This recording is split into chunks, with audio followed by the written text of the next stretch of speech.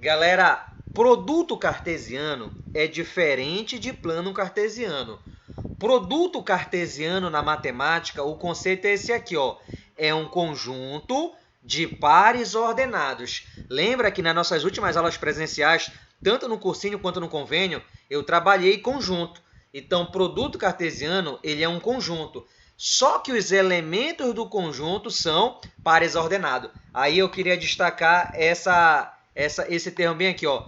Quando eu falo, galera, pares ordenados, eu estou falando de pontos no plano cartesiano. Lembra que o par ordenado, a característica dele é essa aqui, ó.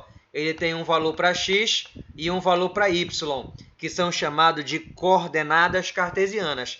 E o valor de x, ou também chamado de abscissa, é o valor dele no eixo horizontal, e o y, também chamado de ordenada, é o valor dele na vertical. Então, produto cartesiano é um conjunto de par ordenado.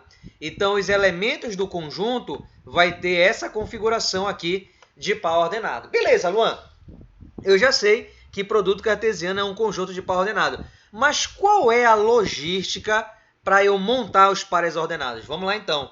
Considere dois conjuntos A e B.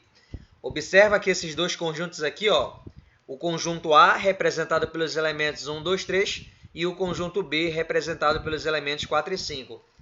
Aí, quando você monta um produto cartesiano, você precisa de dois conjuntos. Então, aqui eu tenho o conjunto A e B. Aí, olha qual é a jogada, galera. Quando eu escrevo aqui de preto A e esse XB, a leitura é assim. A cartesiano B. O produto cartesiano AB, e faz a diferença a letra A estar na frente, que seria diferente se a letra B estivesse na frente. Se a letra A está na frente, é o seguinte, quando você montar o par ordenado, os valores de x vai estar no conjunto A. Quando você montar o par ordenado, os valores de y estão no conjunto B. Os valores de x sempre estão no primeiro conjunto. Então, os valores de x estão no conjunto A, vai ser 1, 2, 3. E os valores de y estão no conjunto B, vai ser 4 e 5. Aí você vai pegar aqui, ó, um elemento do A e vai ligar com todos do B. Então, olha como fica o produto cartesiano. Ó. O primeiro par ordenado vai ser 1 com 4, está aqui. O segundo vai ser 1 com 5, está aqui. Acabou. Aí você pega o 2. 2 com 4, 2 com 5. Fechou. Aí você pega o 3. 3 com 4, 3 com 5. Fechou. Então, o produto cartesiano AB vai ser formado por 6 elementos. Beleza, galera? Como é que você monta um produto cartesiano? Se eu tivesse colocado o produto cartesiano B, cartesiano A, os valores de x estariam no conjunto B. Aí aqui tem uma observação importante a fazer. Observa que o produto cartesiano ele tem 6 elementos. Você pode afirmar que o número de elementos do produto cartesiano AB, o número de elementos do produto cartesiano, ele é igual ao número de elementos do conjunto A multiplicado pelo número de elementos do conjunto B. Isso é o número de elementos. Pode ver, ó, quantos elementos tem o conjunto A? Tem 3. Quanto tem o B? Tem 2. 3 vezes 2 dá 6, que bate aqui com o total de pares ordenados que a gente encontrou. Beleza?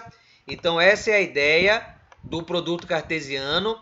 E está aqui a formulazinha, como é que eu calculo o número de elementos de um produto cartesiano. Resumindo, é um conjunto de pares ordenados, beleza? Agora, galera, o nosso objetivo aqui é fazer o conceito de função. Agora que eu já sei o que é o produto cartesiano, eu já posso dizer o que é uma relação. Então, vamos lá. Próximo conceito. Aqui ele generalizou, ó.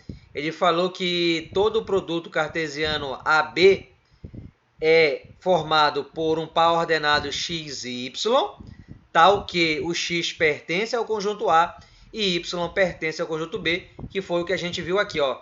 Então, aqui seria o conceito de forma genérica de um produto cartesiano. Beleza? Show de bola? Agora, vamos aqui para o conceito de relação. Olha lá. Quando se fala em relação na matemática, a relação, galera, é qualquer subconjunto de um produto cartesiano. Então, vamos destacar aqui essa palavra que a gente trabalhou recentemente aí no presencial, ó. Subconjunto é um conjunto dentro de outro. Então, qualquer subconjunto que você pegar dentro de um produto cartesiano, você diz que ele é uma relação. Então, vamos considerar esse produto cartesiano aqui, ó, o produto cartesiano AB. Aí, olha só, galera, eu peguei aqui 3 elementos que estão aqui dentro do produto cartesiano. Ó. Eu peguei 1, 4, está aqui. Eu peguei o 2 e 4, que está dentro do produto cartesiano. E eu peguei o 3 e o 4, que também está dentro do produto cartesiano. Beleza? Então, observa que esse conjunto R, ele está dentro do produto cartesiano. Ele está aqui dentro, galera. Então, ele é um subconjunto. Como ele é um subconjunto, você pode dizer que esse conjunto aqui é uma relação. Então, na matemática, o que é uma relação? É qualquer subconjunto de um produto cartesiano. Qualquer parte desse todo aqui, ó, qualquer parte do todo que tu pegar aqui, tu diz que esse conjunto é uma relação. A relação, ela pode ser representada de uma outra maneira, que a gente chama de diagrama de flecha, que é assim, ó. Primeiro aqui está a leitura, né? O que significa isso aqui? R com esse símbolo, para quem perdeu essa aulinha no presencial, esse símbolo aqui é a representação de subconjunto. Então, aqui você tem que esse símbolo aí você vai ler assim, está contido. Então, qual é a leitura? O conjunto R está contido no produto cartesiano. Logo, é um subconjunto, portanto, você chama de relação. Aí, a relação ela pode ser representada também, galera, pelo diagrama de flecha, que é assim, ó, conjunto A, conjunto B. Você vai colocar os elementos do conjunto A, os valores de x no conjunto A. Você vai pegar aqui os valores de x e colocar no primeiro conjunto. Quem são? É o 1, o 2 e o 3. Aí tu coloca aqui no conjunto A. E os valores de y de cada par ordenado, que é o 4 para os 3, coloca no conjunto B. E cada par ordenado tu liga com uma setinha. Ó. 1 com 4 é o primeiro par ordenado, o 2 com 4 é o segundo par ordenado e o 3 com 4 é o terceiro par ordenado. Beleza? Show de bola? Então, a relação eu posso representar dessa forma aqui, ou eu posso representar no diagrama de flecha, que é o que a gente vai mais trabalhar na aula de hoje, essa representação no diagrama de flecha. Então, fazendo um resuminho aqui, o meu objetivo na aula de hoje é trabalhar a função, mas para o aluno saber o que é função, ele precisa saber o que é uma relação. E para saber o que é uma relação, ele precisa saber o que é um produto cartesiano. Então, resumindo, o produto cartesiano é um conjunto de par ordenado, onde eu tenho A cartesiano B, o valor de x está no A e o de y no B. Relação é qualquer subconjunto de um produto cartesiano. E a relação eu posso representar de duas maneiras, essa à esquerda e essa aqui, chamada diagrama de flecha, beleza? Agora, galera, eu queria fazer uma pontuação importante em relação a essa representação no diagrama de flecha. Esse slide eu vou estar mandando desse jeito que está riscado aqui no grupo. Então não se preocupe em bater print que eu vou estar mandando lá no grupo. Olha só, a relação no diagrama de flecha, olha esse exemplo aqui, ó. O conjunto A, que é os valores de x, 1, 2, 3. Conjunto B, que é os valores de y, 6, 7 e 8. Aí vamos ligar aqui os pares ordenados. 1 com 6, 2 com 7 e 2 com 8. Está aqui uma relação representada no diagrama de flecha. Beleza. Galera, aí vem o primeiro conceito importante para vocês. Quando você tem uma relação como essa aqui, a galera que está no conjunto A são os valores de x. A galera que está no primeiro conjunto são os valores de x do par ordenado. E esse conjunto é chamado de domínio. Então, Luan, o que é o domínio de uma relação? São os valores de x que faz parte do primeiro conjunto. Então, o domínio é 1, 2 e 3. E a galera no conjunto B, que está recebendo seta, que é o 6, é o 7 e é o 8, que está recebendo seta, são os valores de y, e você chama isso de imagem da relação. Então, a imagem são os valores de y e o domínio são os valores de x. Beleza esse conceito, galera? Tá na mão? Fechou. Agora sim, vamos falar o que é uma função. E quando a gente fala de função, aí você tem vários exemplos. Função do primeiro grau, função do segundo, exponencial, logarítmico. E todas essas funções vai ter essa característica que eu vou mostrar agora. Vamos lá.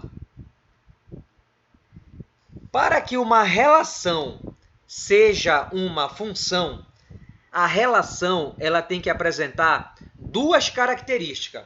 Luan, quais são as duas características para que uma relação seja chamada de função? Vamos lá.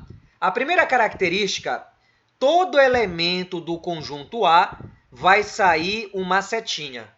Eu estou colocando aqui uma frase simples, mas depois eu vou formalizar. Então, a primeira característica para uma relação ser função, todo elemento do conjunto A tem que sair uma seta. Beleza. E a segunda, de todo elemento do conjunto A sai apenas uma seta. Não pode sair mais de uma. De cada elemento sai só uma. Vamos pegar alguns exemplos. Olha lá. Primeiro exemplo. Está aqui o conjunto A, está aqui o conjunto B. Isso aqui é uma relação. E eu quero verificar se essa relação entre A e B ela é uma função. Então, eu tenho que verificar essas duas características aqui para ver se essa relação é uma função. Vamos lá. Galera, primeira característica. Todo elemento do conjunto A tem que sair seta. Então, vamos observar o conjunto A. Está saindo seta de todo mundo, galera? Está saindo do 1, está saindo do 2, está saindo do 3. Então, a primeira condição está ok. Beleza. Agora eu vou para a segunda característica. De todo elemento do conjunto A sai apenas uma seta. Do número 1 saiu só uma. Do número 2 saiu só uma. Porém, desse rapaz bem aqui, galera, saiu duas setas. Então, falhou nesse rapaz aqui, ó.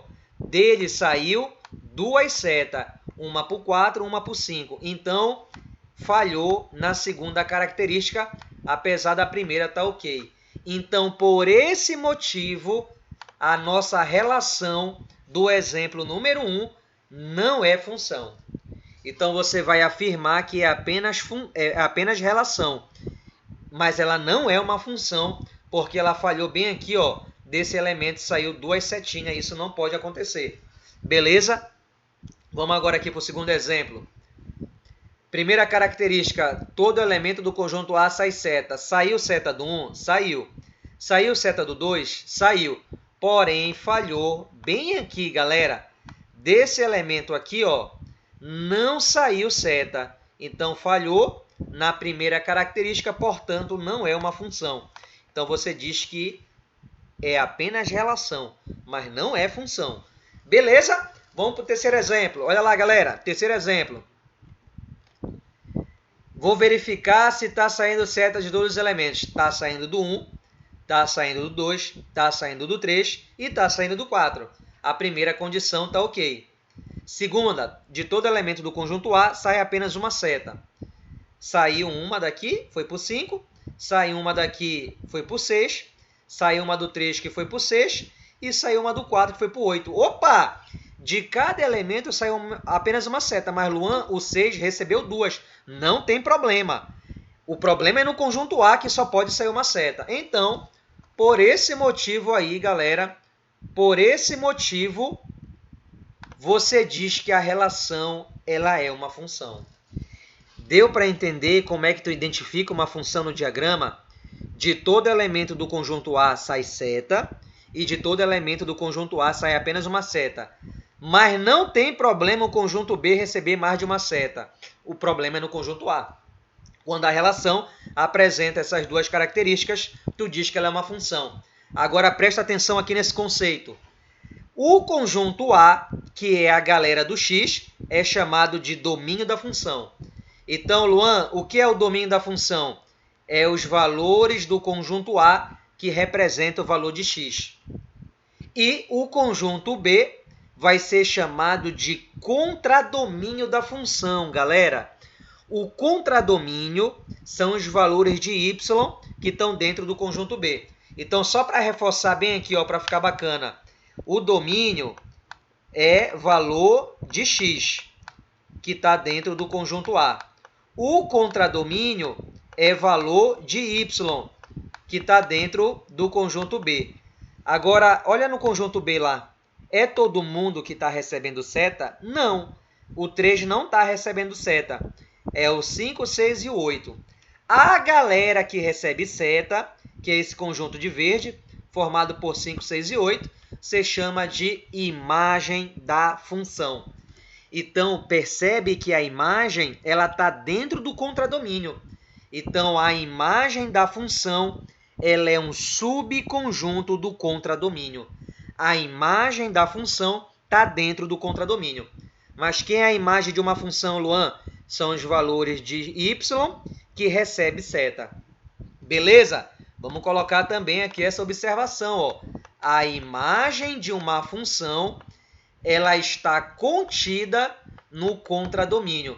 Portanto, a imagem é um subconjunto do contradomínio. Beleza, garotinho? Aí, galera, formalizando o conceito de função, seria esse aqui o conceito de função. Dentro do domínio da função, todos os elementos têm um elemento para se relacionar no contradomínio. Quando eu falo um elemento para se relacionar, é porque sai uma seta. E todos os elementos do domínio têm apenas um correspondente. Em outras palavras, sai apenas uma seta. Então, o objetivo aqui, nesse slide, é você saber quando a relação ela é função e quando a relação não é função. Beleza? Fechou, galera? Daqui a pouquinho eu estou mandando no nosso grupo do WhatsApp, eu vou mandar esse slide com todas essas observações para você estar fazendo um esqueminha bacana depois do jeito que você está vendo aí. Beleza? Vamos avançando. Vamos falar um pouquinho agora da tipologia da função. Vamos aprender a classificar as funções. Aí, antes de classificar as funções, eu queria fazer aqui mais uma observação.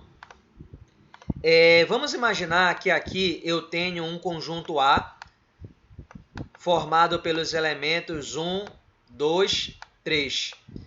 E aqui eu tenho um conjunto B formado pelos elementos 2, 4 e 6. Beleza. Aí as ligações são essa aqui, ó. O 1 vai para o 2, o 2 vai para o 4 e o 3 vai para o 6. Aí você se pergunta, Luan, a setinha saindo do 1 para o 2, do 2 para o 4, do 3 para o 6 é aleatório? Não, galera. Quando a setinha sai de um elemento para o outro, não é aleatório. Toda função ela tem uma chamada lei de formação, que é uma fórmula que envolve o y com x. Por exemplo, nesse exemplo aqui, a lei de formação é y igual a 2x. Como assim, Luan? Para achar o y, você multiplica o x por 2. Quer ver? Ó? O primeiro valor de x aqui não é 1? 2 vezes 1 dá 2. A seta vai para o 2. O segundo valor de x aqui é 2. 2 vezes 2, 4. A seta foi para o 4. O terceiro valor de x é 3. Ó. 2 vezes 3, 6. A seta... Então, não é aleatória a setinha aí. Toda função ela tem aqui uma lei de formação. E é na lei de formação, galera, que está a diferença entre todas as funções que a gente estudou. Cada função tem uma lei de formação. Então, por exemplo, quando a lei de formação é y igual a x mais b, a função é classificada como do primeiro grau. Quando a lei de formação é ax² mais bx mais c, a função é do segundo grau. Quando a lei de formação é y igual a elevado a x, ela é exponencial. Quando a função, a fórmula é y igual ao log de x na base a função é logarítmica. Então, onde é que está a diferença entre as funções? É na lei de formação.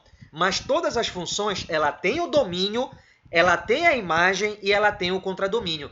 E a diferença está onde? Na lei de formação que relaciona o y com o x. E cada função dessa aqui, ó, a gente trabalhou bem aprofundado no nosso curso e a gente vai estar revisando aí também nessa reta final. Tá beleza, galera? Show de bola? Deixa eu ver aqui o chat para ver se tem alguma perguntinha. Daqui a pouquinho eu estou mandando tudo Fala, Wendel. Boa noite, Wendel. Tamo junto, garoto. Chegou do curso agora e o Wendel, curso de mecânica aí que gosta de uma conta. Vamos lá. Vamos classificar agora as funções e a gente vai fazer um item do Enem que caiu em 2017, que era para classificar as funções. Galera, eu tenho 3 casos de função. O primeiro tipo de função é a chamada sobrejetora. Luan, quando é que uma função ela é sobrejetora? Observa o exemplo. Sai seta de todo mundo do conjunto A? Saiu. Sai apenas uma seta? Saiu. Então, aqui eu tenho uma função. Para que a função seja sobrejetora, olha qual é a jogada. Luan, quem é o contradomínio da função? São os elementos do conjunto B.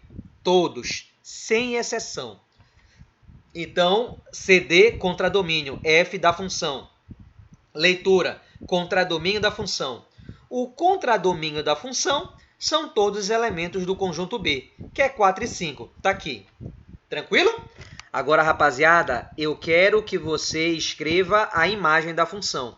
Luan, o que é a imagem da função? São os elementos que estão dentro do contradomínio, mas que recebe seta. Ele está dentro do contradomínio, mas recebe seta. Quem está dentro do contradomínio e recebe seta? O 4 e o 5.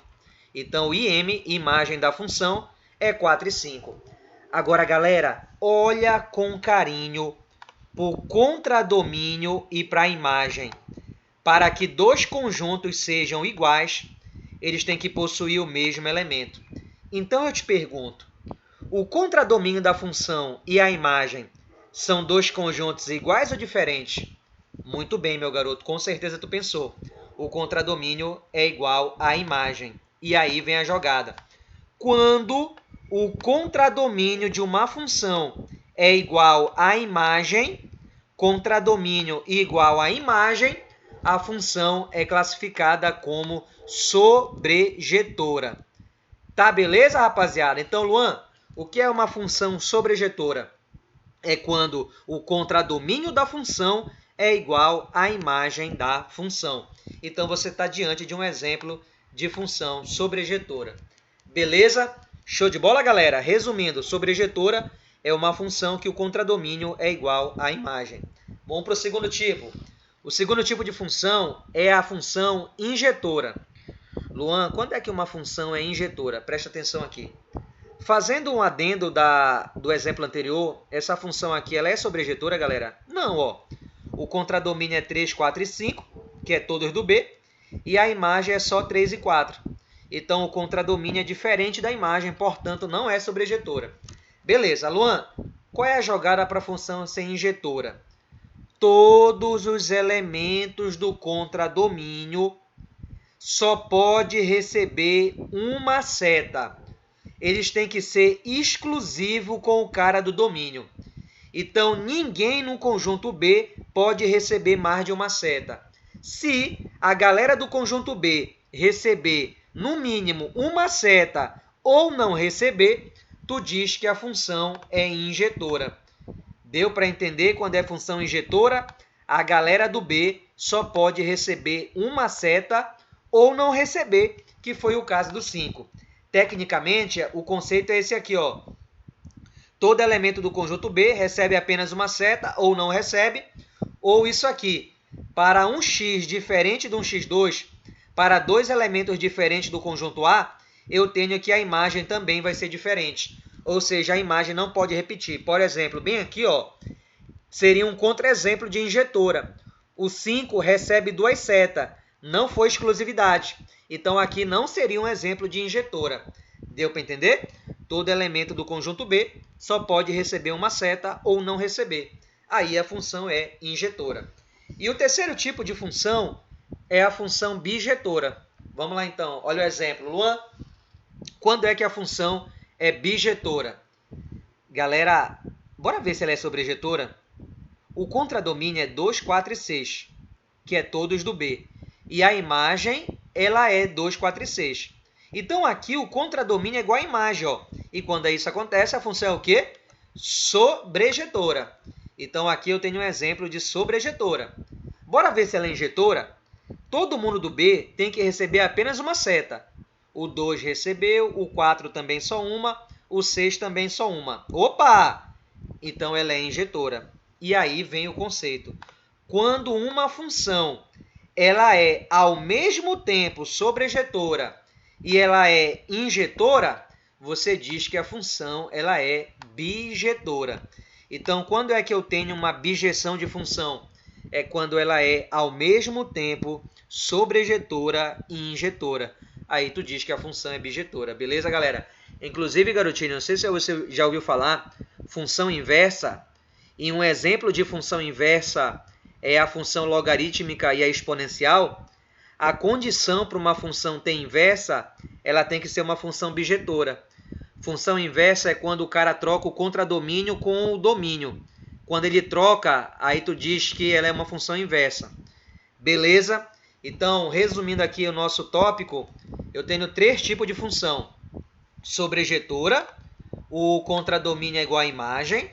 A injetora, que os valores do conjunto B só recebem uma seta ou não recebe. E a bijetora, quando ao mesmo tempo ela é sobrejetora e injetora. Tá na mão, galera? Foi exatamente essa classificação que caiu, acho que foi 2018, 2017 na prova do Enem. E a gente vai fazer essa questão daqui a pouquinho, que o aluno precisava saber a tipologia das funções. Tá, beleza? Deixa eu ver aqui o chat. Tudo certinho, beleza. Vamos avançando. Vamos falar um pouquinho do gráfico agora. Tu acabou de aprender a identificar uma função olhando no diagrama. Mas como é que eu verifico se eu tenho uma função no gráfico? A questão joga lá 5 gráficos e ela pergunta qual é a função. Nem todo gráfico é função. Vamos lá. Então, olha esse exemplo aqui, ó. Eu tenho esse gráfico aqui, de vermelho. E eu quero saber se ele é ou não é uma função. Para você verificar no gráfico se é ou não função, você vai traçar retas paralelas ao eixo Y, cortando o gráfico. Você vai traçar retas paralelas ao eixo Y, cortando o gráfico. 1, 2, está aqui, ó. Eu tracei retas paralelas. E aí você vai verificar em quantos pontos essa retinha corta o gráfico. Beleza? Então, por exemplo, a primeira retinha paralela ao eixo Y, ela corta o gráfico aqui em 2 pontos, ó. Deu para perceber? Assim como, galera, a segunda reta paralela, ó, ela também corta o gráfico em 2 pontos, ó. Aqui também corta em 2 pontos, ó. Fechou? Agora, olha esse exemplo aqui, ó. Eu quero ver se essa reta é uma função. Traça a reta paralela ao eixo Y. Tracei, tracei. Observa que a paralela de verde corta o gráfico em apenas 1 ponto, ó. E essa terceira também corta em 1 ponto. Garotinho, é aí que está a sacada. Se a reta paralela ao eixo Y cortar o gráfico em mais de 1 ponto, que foi o caso aqui, cortou em 2, cortou em 2, cortou em 2, o gráfico não é uma função. Se a reta paralela ao eixo Y cortar em mais de 1 ponto, não é função. Agora, se a reta paralela ao eixo Y cortar em apenas 1 ponto, aí o gráfico é uma função. Deu para sacar como é que tu identifica uma função graficamente? Tu vai traçar a reta paralela ao eixo Y. Se essa reta cortar em mais de 1 ponto, não é função, que foi o caso do exemplo número 1. E se ela cortar em apenas 1 ponto, é função. Na prática, galera, quando eu falo aqui cortou em 2 pontos, seria sair 2 setas de um elemento do conjunto A, e isso não pode acontecer. Tá ok? Então, agora eu já sei o que é uma função no diagrama e eu já sei identificar o que é uma função graficamente. Tá na mão? Vamos avançando. Agora eu queria fazer um comentário importante. Luan, como é que eu identifico o domínio e a imagem de uma função no gráfico? Eu já sei que o domínio é o conjunto A. E eu já sei que a imagem está dentro do contradomínio. Agora vamos verificar no gráfico o que é domínio e o que é imagem. Vamos lá. Galera, o domínio, quando você for identificar uma questão, falou em domínio, você, quando vai identificar o domínio, você sempre vai olhar para o eixo X. O domínio, ele está localizado no eixo X. E quando você for procurar a imagem, você vai olhar para o eixo Y. Então, domínio está no eixo X e imagem está no eixo Y. Aí, como é que tu vai fazer? O domínio é a projeção do gráfico no eixo X. Então, olha aqui, ó, a extremidade da esquerda aqui do valor de ação em função do tempo, ó. Tá aqui, ó, a extremidade na esquerda aqui é 10, beleza? E a outra extremidade mais à direita vai ser no 17 horas. Aí, esses dois extremos, quando tu projeta no eixo X, é onde o gráfico está variando. Ele se comporta exatamente entre 10 e 17. Então, daqui do 10 até o 17, que eu estou pintando de amarelo esse intervalo, é onde o gráfico se comporta entre 10 e 17. E é esse cara, esse conjunto que vai do 10 ao 17, que tu chama de domínio da função. Então, o domínio é a projeção do gráfico no eixo X. Beleza? Então, o domínio é esse conjunto que eu pintei de amarelo. Você pode escrever assim, galera, nesse exemplo. O domínio da função df vai ser igual ao intervalo que sai de 10 a 17. Esse é o domínio da função. Beleza? Show de bola? E a imagem vai ser a projeção do gráfico no eixo Y, ou seja, tu vai ver o mínimo e o máximo. Bem aqui você tem o mínimo, que é no 100, o valor da ação é 100, que é o valor mínimo. E você tem aqui o máximo do valor da ação, que vai até 460, beleza? Então, a imagem é a projeção do gráfico no eixo Y, do ponto mínimo ao ponto máximo, ou seja, é esse intervalo aqui, ó. O gráfico, o comportamento dele no eixo Y é exatamente nesse intervalo de verde, entre o mínimo e o máximo. Esse conjunto é o que você chama de imagem da função. É a projeção do gráfico no eixo Y. Então, aqui nesse caso, você pode dizer que a imagem da função, IM, vai ser do intervalo que sai do mínimo, que é 100, e vai até o máximo, que é 460. Beleza, meu garoto? Então, quando uma questão citar domínio e imagem, você já sabe para onde olhar na prova do Enem. Domínio no eixo X, projeção do gráfico no eixo X. Imagem no eixo Y, projeção do gráfico do mínimo até o máximo. Beleza? Show de bola? Agora vamos pegar todos esses conceitos que a gente trabalhou e vamos abordar aqui agora numa questãozinha, tá ok? Vamos lá. Essa questão que caiu no Enem em 2017 e ela aborda exatamente aquela parte de classificar a função. Vamos lá. A questão diz assim, ó. No primeiro ano do ensino médio de uma escola, é hábito os alunos dançarem quadrilha na festa junina. Neste ano, há 12 meninas, vamos destacar esse valor aqui, há 12 meninas e 13 meninos na turma. E para a quadrilha foram formados 12 pares distintos. Então, o par, ele fala que é formado por uma menina e um menino. Beleza. Considere que as meninas sejam os elementos que compõem o conjunto A e os meninos o conjunto B, de modo que os pares formados representem uma função de A e B. Quando ele fala uma função de A e B, é porque o A vai ser o domínio e o B vai ser o contradomínio. Então, as meninas vão ser o domínio e os meninos vão ser o contradomínio. Tá na mão? Com base nessas informações, a classificação do tipo de função que está representada na relação. Quando ele fala o tipo de função, ele quer que você venha bem aqui, ó.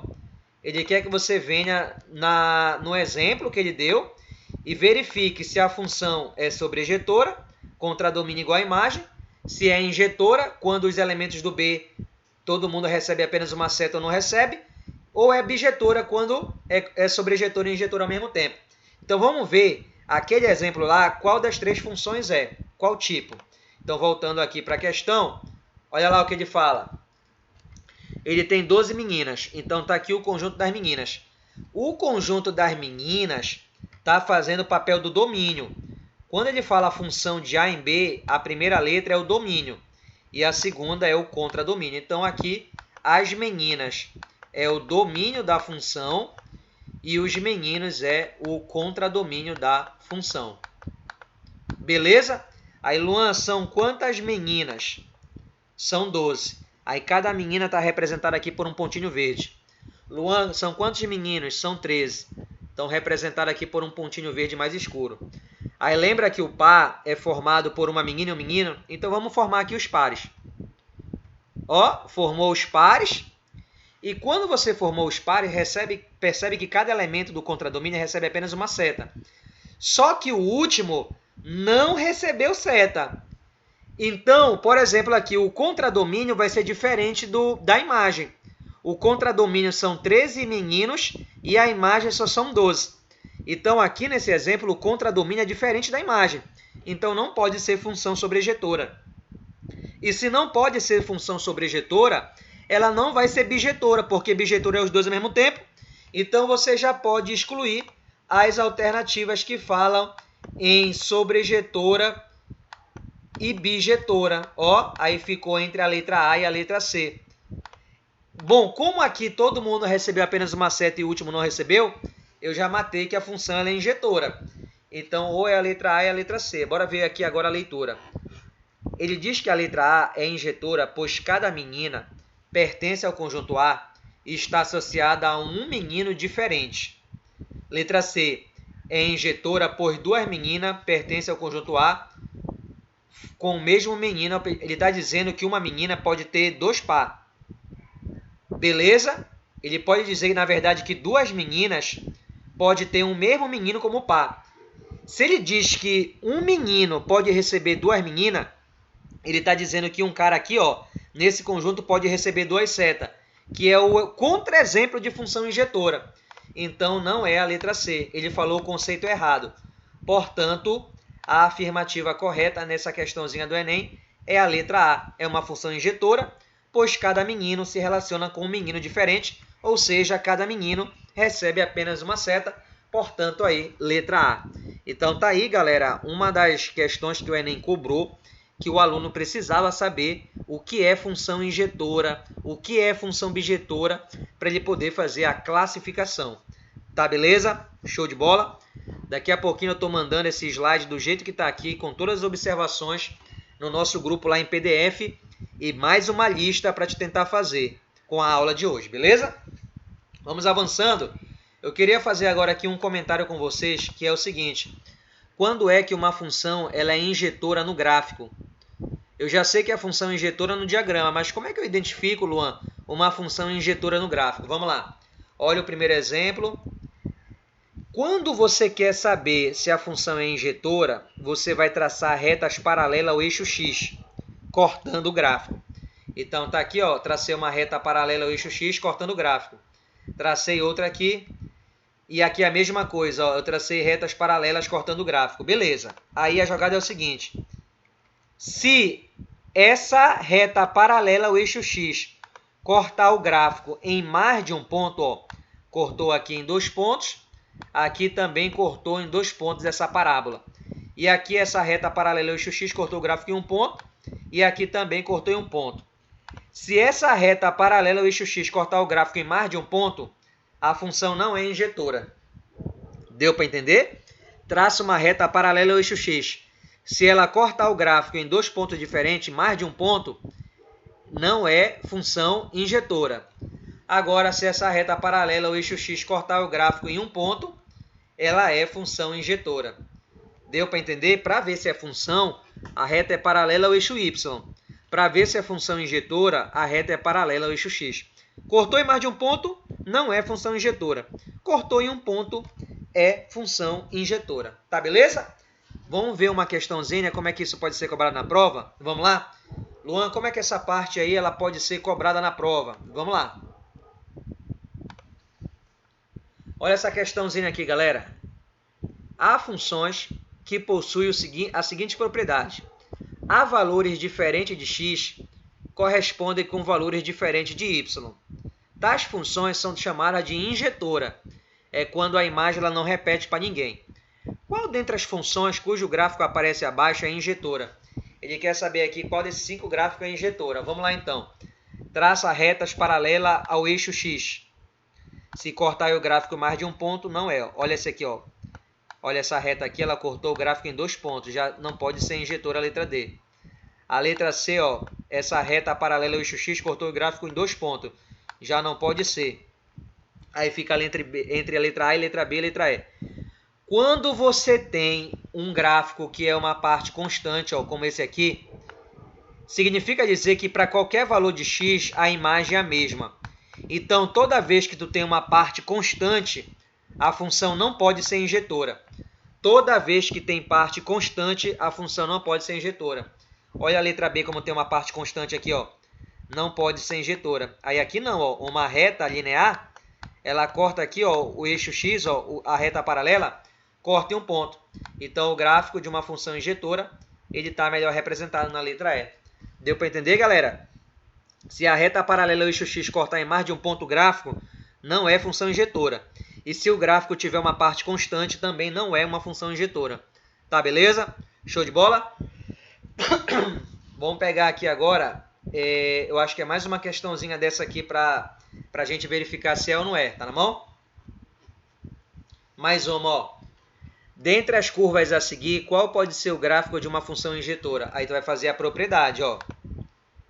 Letra A, se tu traçar aqui uma reta paralela ao eixo X, o gráfico já cortou em 2 pontos. Então aqui não pode ser função. Na letra B, se tu traçar bem aqui uma reta, ó, ele corta o gráfico em 3 pontos. Aí que não pode ser função. Qualquer parábola não é injetora, porque a reta corta em 2 pontos. Lembrando que a reta é paralela ao eixo X. Aí tu tá entre a letra C e a letra E. Se tu traçar a reta aqui, ó, ela corta em um ponto, ó. Aqui também, só corta em um ponto. E na letra E também. E aí, Luan, qual é que eu vou marcar? Ele perguntou, dentre as curvas, qual pode ser uma função. Apesar da letra C bater com a condição da injetora, mas se tu traçar uma reta paralela ao eixo Y, percebe que ela corta o gráfico em 2 pontos. E quando isso acontece, o gráfico não é função. Então, a resposta não é a letra C, pelo fato de não ser função. Então, não pode ser classificado como injetora.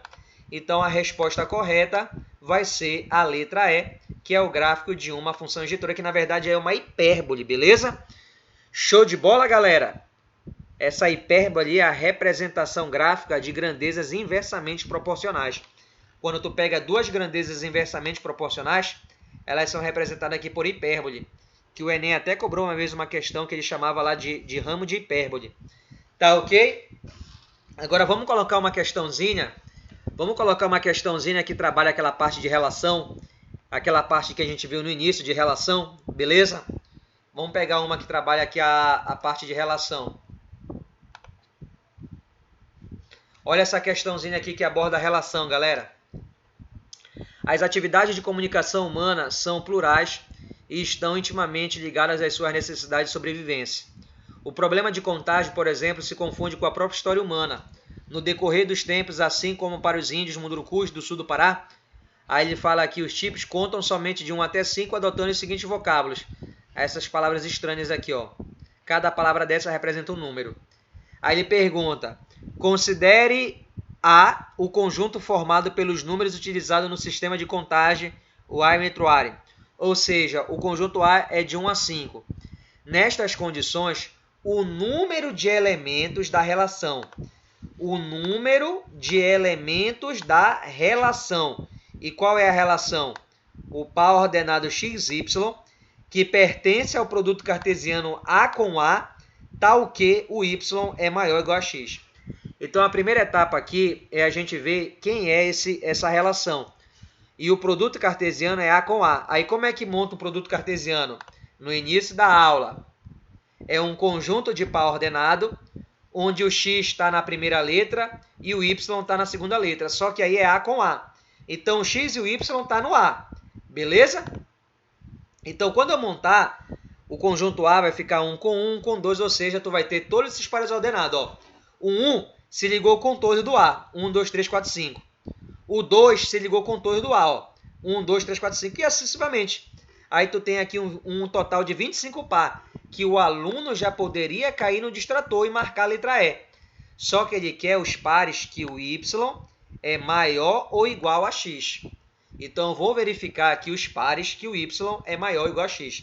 Aqui, ó, 1 em 1, y é igual a x, serve. Aqui o 2 é maior que 1, o y é maior que o x, serve. Aqui o y é maior que o 1, serve. Aqui também, serve. Aqui também, ó. Agora aqui 2 e 1, o x não é menor que o y, não serve. Aqui o y é igual a x, aqui o y é maior que x, aqui também, aqui também, aqui o x é maior, aqui o x é maior, aqui são iguais, y é maior, aqui o y é maior, aqui o 4 e 1 não serve. Olha, 4 e 4 são iguais, aqui o 5 e 4 o y é maior que o x, e aqui só esse par que serve, que são iguais. Então, desses pares, quais são os pares que o y é maior ou igual a x? 1, 2, 3, 4, 5, 6, 7, 8, 9, 10, 11, 12, 13, 14, 15. Então, eu tenho 15 pares ordenados nessa relação com a seguinte lei de formação, y igual a x. Portanto, aí, galera, a alternativa correta, a letra C. Missão cumprida.